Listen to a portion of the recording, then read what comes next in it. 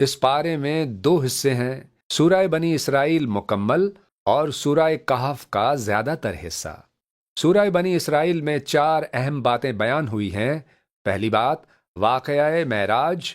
نبی کریم صلی اللہ علیہ وآلہ وسلم کو اللہ تعالیٰ نے جاگتی حالت میں جسمانی طور پر رات کے وقت مسجد حرام سے مسجد اقصی اور پھر آسمانوں کی سیر کرائی۔ یہ واقعہ ایک عظیم معجزہ، اللہ کی قدرت کی روشن نشانی ہے۔ دوسری بات، بنی اسرائیل کا فتنہ و فساد۔ بنی اسرائیل کو پہلے ہی خبردار کر دیا گیا تھا کہ وہ 2 مرتبہ زمین میں فساد برپا کریں گے۔ پہلی بار انہوں نے اللہ کے نبیوں کو ستایا تو ان پر سخت عذاب نازل ہوا۔ دوسری بار بھی جب وہ ظلم اور سرکشی میں حد سے گزر گئے تو دوبارہ تباہی ان کا مقدر بنی۔ اس سے یہ سبق ملتا ہے کہ قوموں کا عروج اور زوال ان کے اپنے اعمال کا نتیجہ ہوتا ہے۔ تیسری بات، اسلامی آداب و اخلاق۔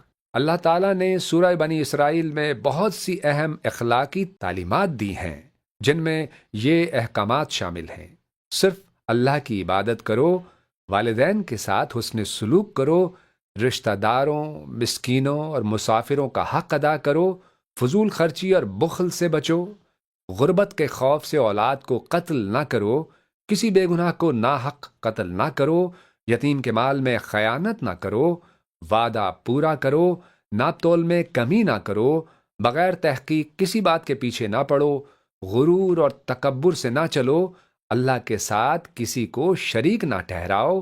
یہ تمام ہدایات ایک بہترین اسلامی معاشرے کی بنیاد ہیں۔ اس کے بعد سورہ کہف کے ابتدائی حصے میں 2 قصے اور 2 مثالیں بیان ہوئی ہیں۔ پہلا قصہ اصحاب کہف۔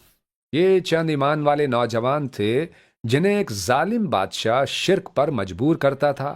انہوں نے ایمان کی حفاظت کی خاطر اپنا گھر بار چھوڑا اور ایک غار میں پناہ لی۔ اللہ تعالیٰ نے انہیں وہاں 309 سال تک گہری نیند میں سلا دیا۔ جب وہ بیدار ہوئے تو دنیا بدل چکی تھی اور اب وہاں اہل ایمان کی حکومت قائم ہو چکی تھی۔ دوسرا قصہ حضرت موسیٰ اور حضرت خضر علیہ السلام کا ہے، جس کی تفصیل اگلے پارے کے آغاز میں بیان کی جائے گی انشاءاللہ۔ پھر آگے 2 مثالیں بیان کی گئی ہیں۔ پہلی مثال، 2 آدمی تھے، ایک کے پاس باغات تھے اور دوسرا غریب تھا۔ باغات والا اپنی دولت پر غرور کرتا تھا۔ غریب آدمی نے اسے نصیحت کی کہ تکبر نہ کرو اور ماشاءاللہ کہا کرو، مگر اس نے بات نہ مانی۔ آخرکار اللہ کا عذاب آیا اور اس کے باغات تباہ ہو گئے اور وہ ندامت کا شکار ہو گیا۔ یہ پارہ ہمیں سکھاتا ہے کہ ایمان، اچھے اخلاق اور اللہ کے احکام پر عمل ہی انسان کی اصل کامیابی ہے۔